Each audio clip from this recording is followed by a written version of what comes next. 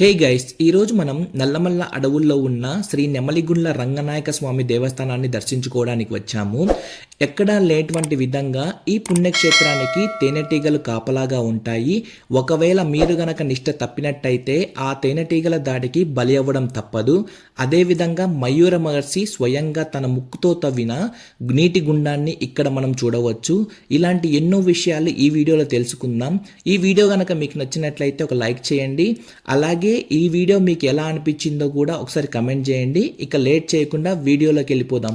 Let's go.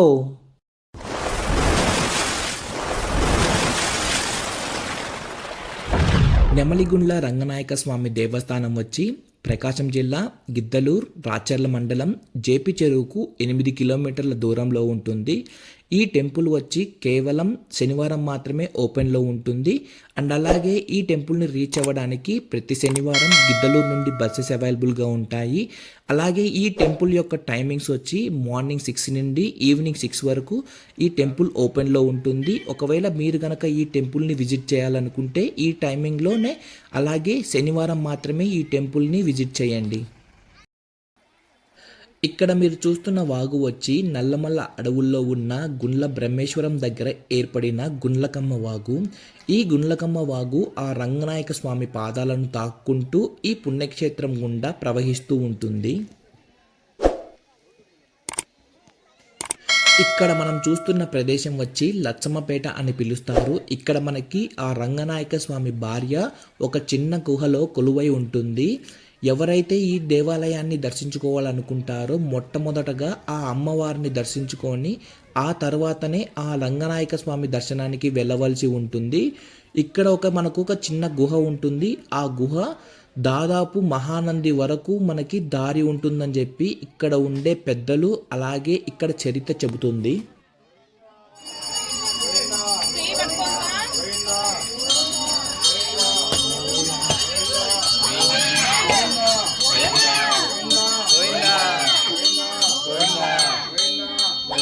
ఈ పుణ్యక్షేత్రం ఎంత శక్తివంతమైనదంటే ఇక్కడికి వచ్చే చాలామంది భక్తుల పేర్లు ఆ దేవుడి యొక్క పేరు కలిసేలా రంగమ్మ, రంగనాయకులు, రంగయ్య, రంగస్వామి అని చాలామంది పెట్టుకోవడం జరుగుతుంది. మీరే అర్థం చేసుకోండి ఈ టెంపుల్ వచ్చి ఎంత పవర్ఫుల్లో.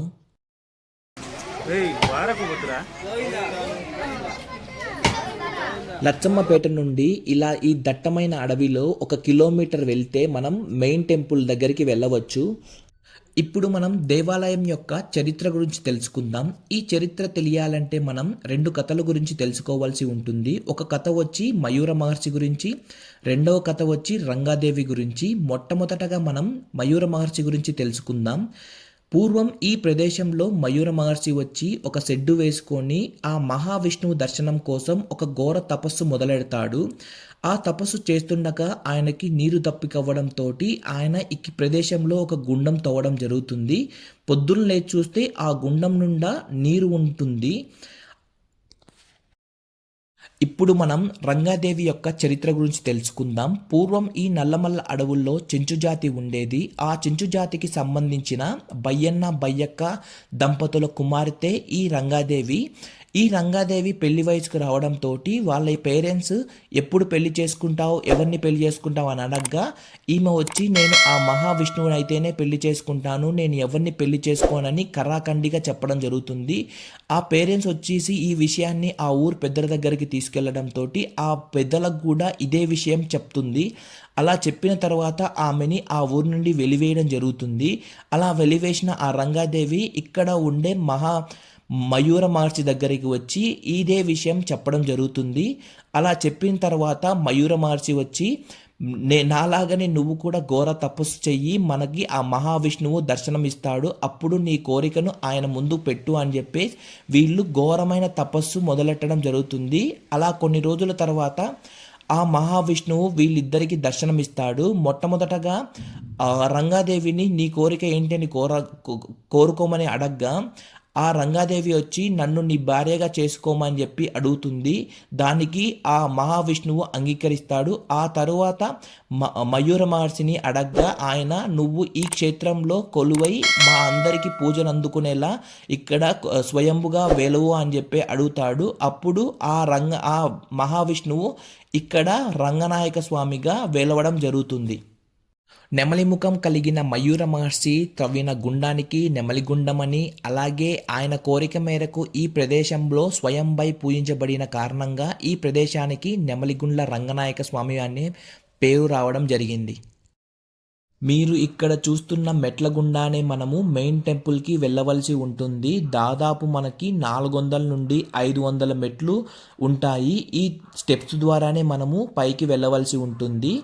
దర్శనం టికెట్ వచ్చేసేసి మనకి 5 రూపాయలు తీసుకుంటారు. ఒకవేళ మీరేమన్నా అర్చన అవి చేయించుకోవాలంటే దానికి సపరేట్ టికెట్ ఉంటుంది. నెమలిగుండ్ల రంగనాయక స్వామి వచ్చి చాలా మహిమాన్వితుడు, ఆపద మొక్కులు తీర్చే ఆదినారాయణుడు, భక్తుల పాలిట కోరిన కోరికలు తీర్చే కొంగు బంగారమై శ్రీరంగం కొండపై వెలిసినాడని భక్తుల ప్రగాఢ నమ్మకం.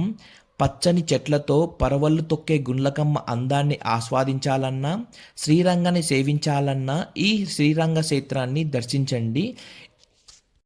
ఇక్కడ కనిపిస్తున్న క్యూ లైన్ గుండానే మనము ఆ రంగనాయక స్వామి దర్శనానికి వెళ్ళవలసి ఉంటుంది.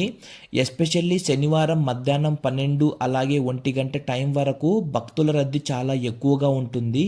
చాలామంది వాళ్ళు కోరిన కోరికలు తీర్చుకోవడానికి అలాగే మొక్కులు తీర్చుకోవడానికి స్పెషల్లీ శనివారం ఇక్కడికి వస్తూ ఉంటారు. మీరు కూడా ఒకవేళ మీకు ఏదైనా తీరని కోరికలు ఉన్నా అలాగే మొక్కులు ఉన్నా ఖచ్చితంగా ఈ దేవుణ్ణి మాత్రం నమ్ముకోండి. ఖచ్చితంగా మీ కోరికలు నెరవేరుతాయి.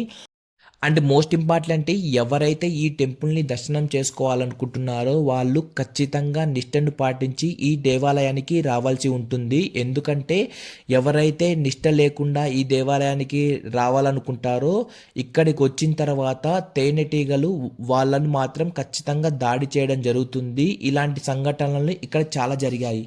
మనకి ఈ రంగనాయక స్వామి టెంపుల్లో నిత్య అన్నదానం జరుగుతూ ఉంటుంది. మనకి ఇక్కడ చాలా సత్రాలను చూడవచ్చు. మార్నింగ్ టిఫిన్, ఆఫ్టర్నూన్ లంచ్ వచ్చేసేసి ఎప్పుడు పెడుతూనే ఉంటారు. సో మీకు తోచినంత ఒకవేళ బియ్యం, బ్యాళ్ళు అలాగే ఏమైనా ఇవ్వాలనుకుంటే ఈ సత్రాలకు కూడా ఇచ్చి ఇక్కడే తినేసి వెళ్ళిపోవచ్చు.